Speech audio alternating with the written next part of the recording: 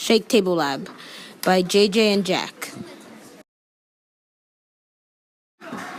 Before we started building, we made a plan for how we wanted our building to be.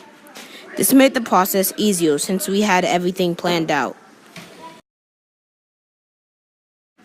Once our plan was done, we were ready to begin building. The building started off slow, but it was still fun. Then, since we had finished the bottom, we were able to start building the second story. To make sure the second story was sturdy, we added hinges. At that point, since the main structure was done, we were able to add supports. The supports were very important because they made our tower a lot stronger.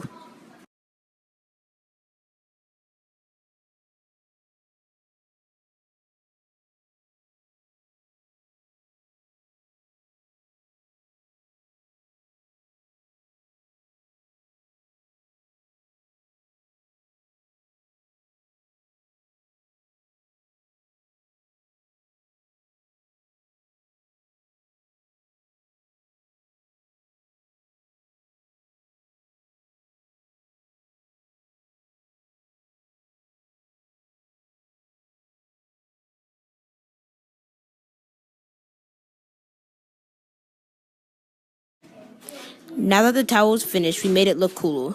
What we did was we designed the tower to look like a castle. The sketch here shows all the dimensions of our tower.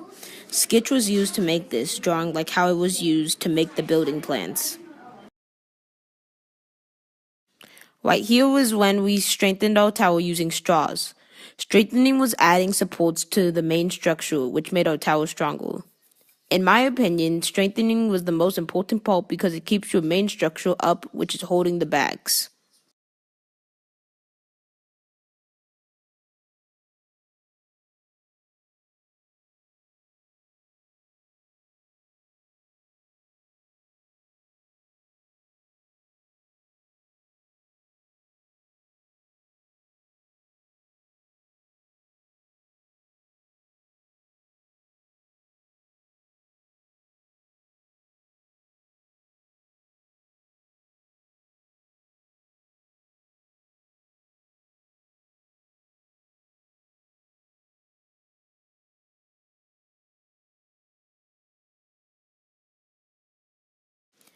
I think all of the corners are strong because there are many straws meeting there that act as supports. Another pole I think is strong is the middle because there are supports in the center backing it up. Lastly, I think our V supports are strong because there are supports supporting them. Honestly, I don't think our tower has that many weak spots. One place where we could improve is the sides because I don't think the supports there are strong enough. But other than that, I think the rest is okay. In the category of tape, we had a lot of rat's nests in the corners. Rat's nests are places where there's a bunch of tape that builds up. Rat's nests can build up when you are connecting a lot of straws in one place, which is what happened in our case. For extra supplies, we used construction paper for our design. Our design was a castle, so we cut construction paper parts that would make our tower look like a castle when taped on. Also, we had to build up a little so that we would have something to connect those paper parts to. We'll go with Richter scale. Come on, Miss Stacy. Come on, Miss Stacy. Come on. 3, 2, 1.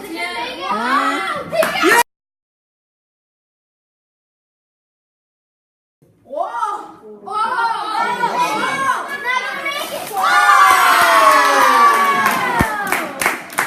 Dang it, we almost got it. We almost got it. XYZ graphs show you the rate of shaking that your tower was doing during the lab.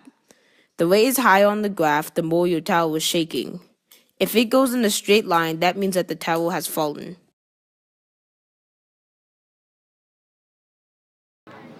In our Shake Table Lab, I think we did pretty well. Luckily, our tower was able to hold 16 sandbags, which is pretty good. Also, that means I got over 100 on the project. I think where our building failed in the end was the supports. The supports broke, which caused the tower to fall. I think if we added a little more supports, then our tower would have been stronger, and then the supports wouldn't have broken.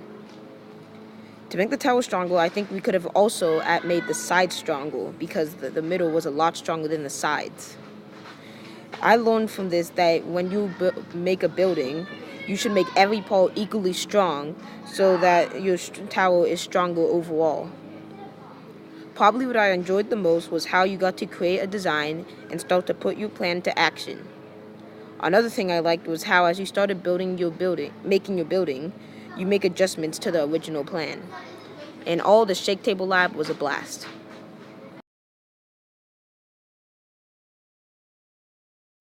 My tower survived 16 sandbags, but died at 18 sandbags with just 2 seconds left. One factor that caused our tower to fall was probably that one of the corners was weaker than the rest, which caused the tower to fall in that corner. If I could change anything about my tower, it would probably be to add more supports to the first layer to make it more sturdy, because as my tower is on the shake table, the bottom layer kept shaking a lot. The one thing that I really liked a lot about this was probably building the tower and seeing how much it can withstand.